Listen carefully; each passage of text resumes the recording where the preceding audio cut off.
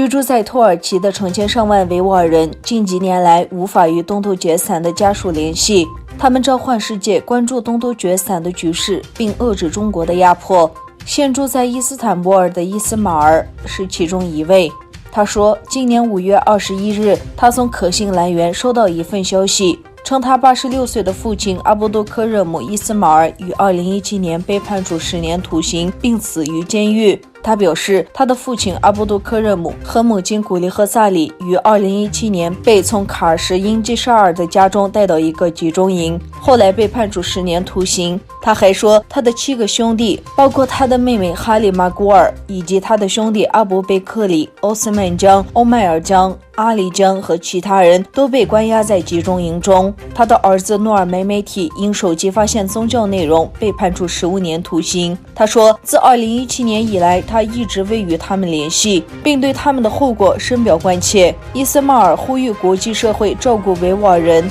他说，我督促国际社会，每个有良知、有知识和自豪感的人都应反对中国的暴行，并呼吁中国停止压迫。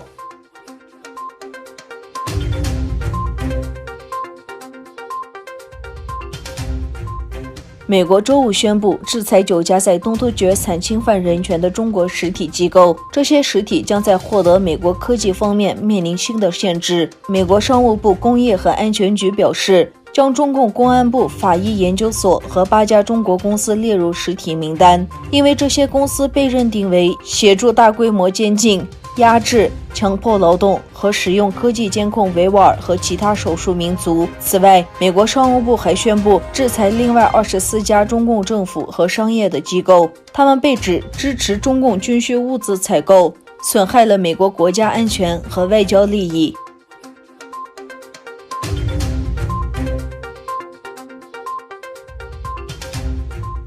美国国务卿蓬佩奥指责中国拟以出台涉港的国安法，称这是武断的、灾难性的，可能会影响美国对香港的特殊待遇。蓬佩奥星期五在一份声明中说，美国谴责中华人民共和国全国人民代表大会单方面专横提出对香港加强国家安全法律一事。他说，美国强烈督促北京重新考虑其灾难性的议案，遵守其国际义务，尊重香港的高度自治、民主制度、公民自由，这些是根据美国法律维持其特殊地位的关键。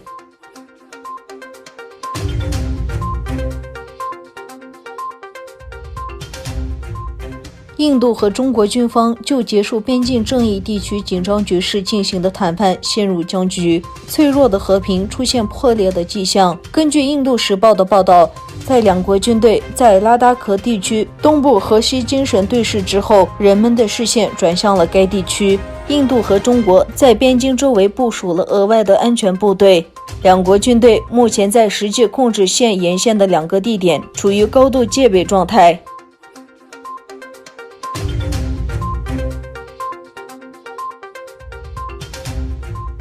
美国政府决定推出开放天空协议，理由为俄罗斯多次违反协议规定。这将是美国总统特朗普让美国推出的第3项军备控制协议。按照协议，签署国之间可以在彼此领土进行非武装空中侦察，只为增强军事透明度，减少误判。美国国务卿蓬佩奥表示，美国政府将于周五正式通知克里姆林宫这个决定，废止协议将在6个月后生效。